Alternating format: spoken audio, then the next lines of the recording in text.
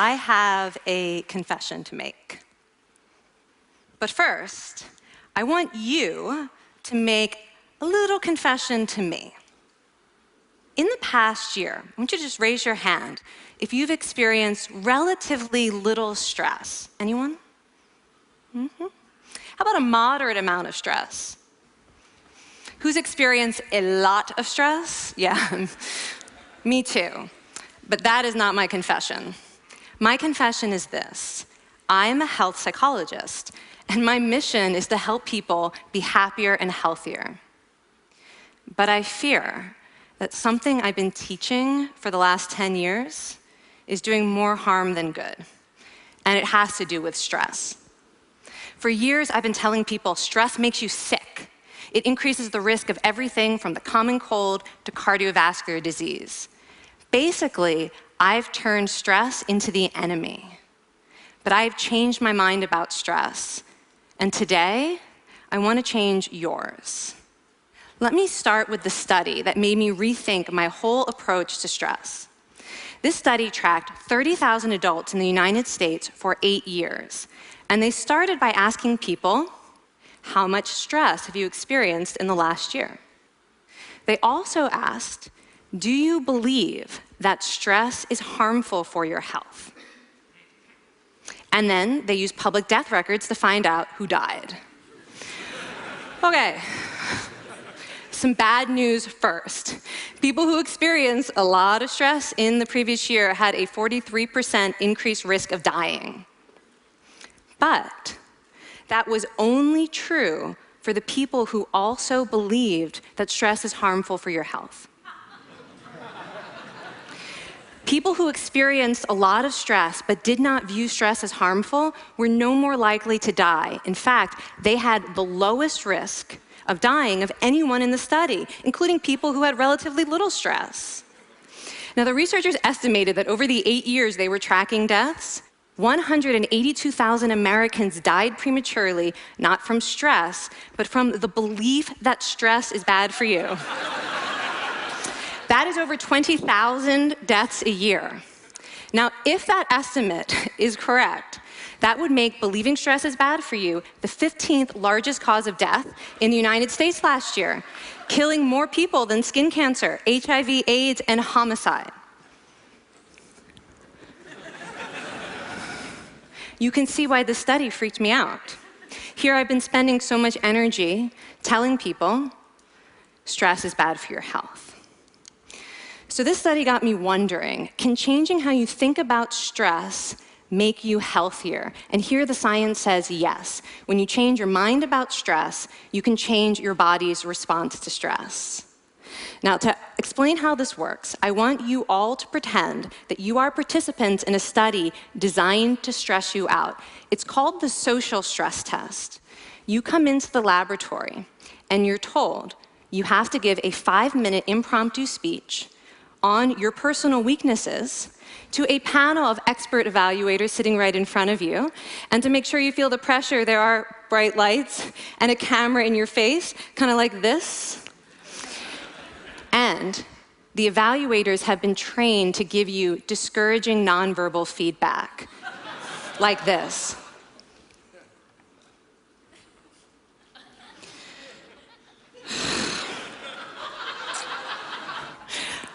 Now that you're sufficiently demoralized, time for part 2, a math test. And unbeknownst to you, the experimenter has been trained to harass you during it. Now, we're gonna all do this together. It's gonna be fun, for me. Okay. I want you all to count backwards from 996 in increments of 7. You're gonna do this out loud as fast as you can, starting with 996. Go. Go faster. Faster, please. You're going too slow. Stop, stop, stop, stop. That guy made a mistake. We're gonna have to start all over again.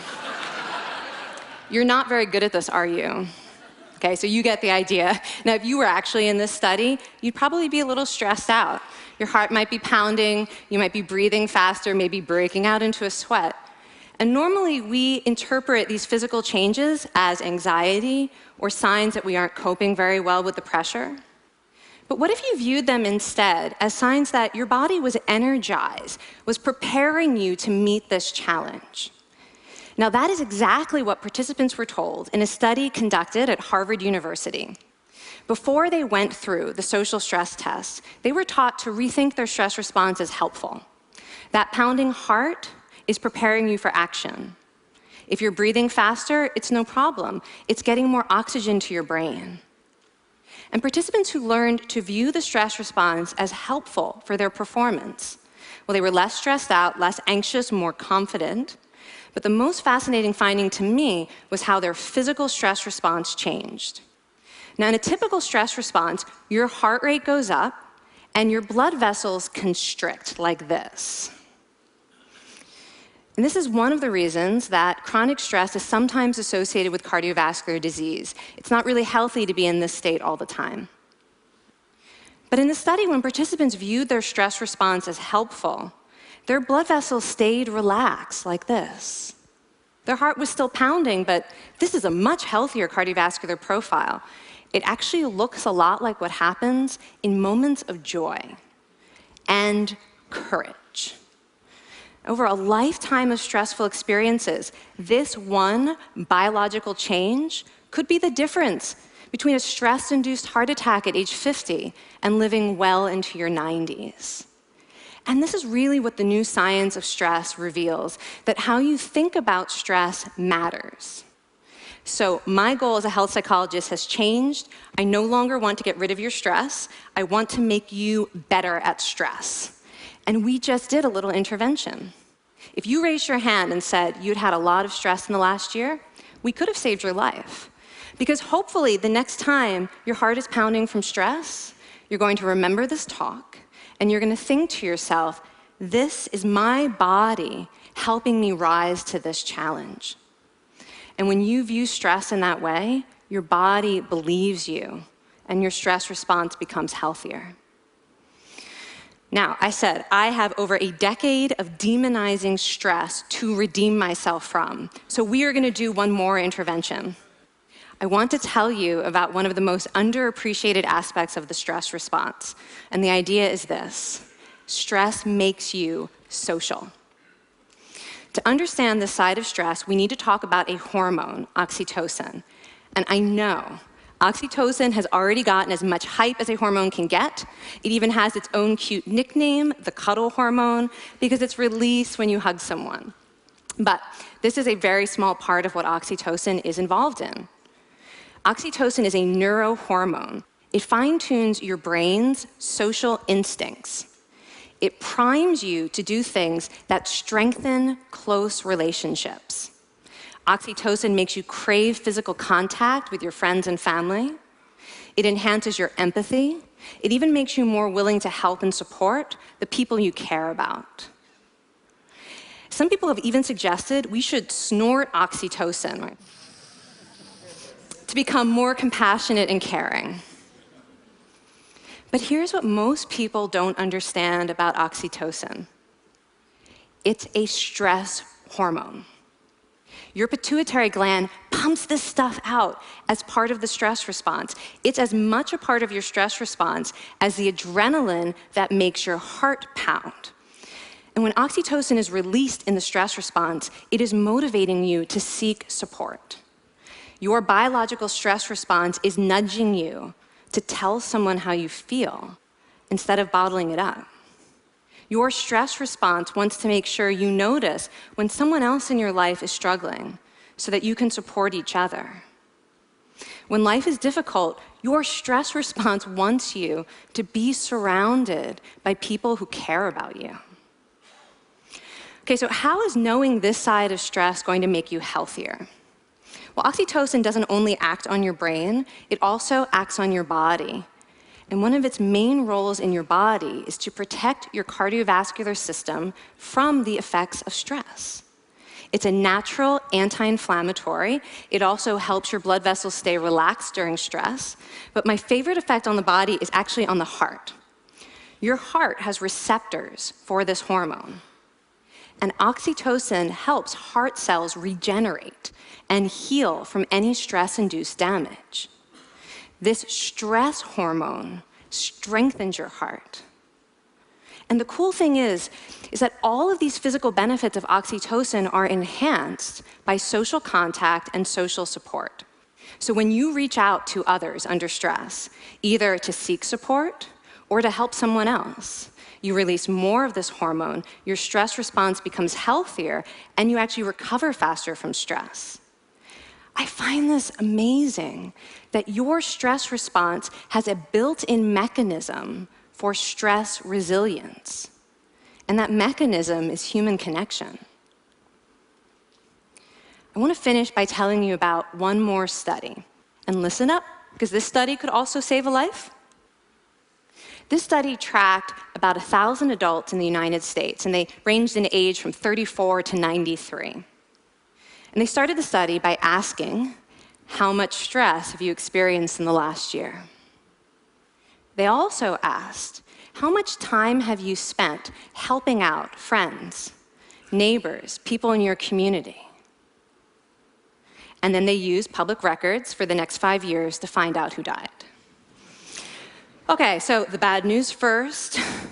For every major stressful life experience, like financial difficulties or family crisis, that increased the risk of dying by 30%. But, and I hope you are expecting a but by now, but that wasn't true for everyone. People who spent time caring for others showed absolutely no stress-related increase in dying, 0. Caring created resilience.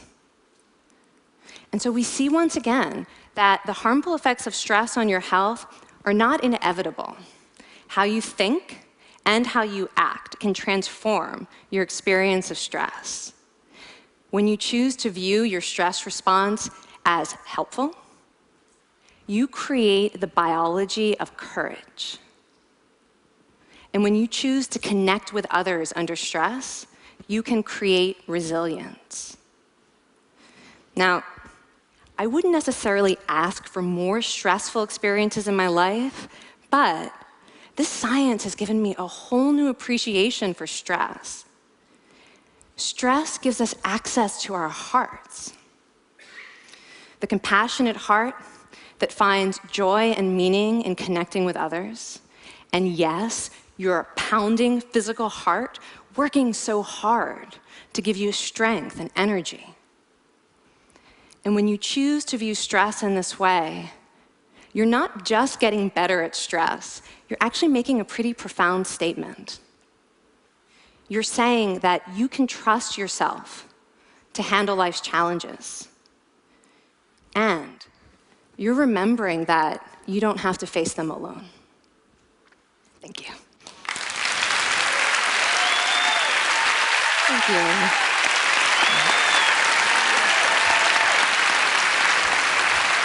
I mean, this is kind of amazing what you're telling us. It seems amazing to me that a belief about stress can make so much difference to someone's life expectancy. How would that extend to advice? Like if someone's making a lifestyle choice between, say, a stressful job and a non-stressful job, does it matter that which way they go, that it's equally wise to go for the stressful job so long as you believe that you can handle it in some sense? Yeah, and one thing we know for certain is that chasing meaning is better for your health than trying to avoid discomfort. And so I would say that's really the best way to make decisions, is go after what it is that creates meaning in your life, and then trust yourself to handle the stress that follows. Thank you so much, Kelly. Thank you. It's really cool.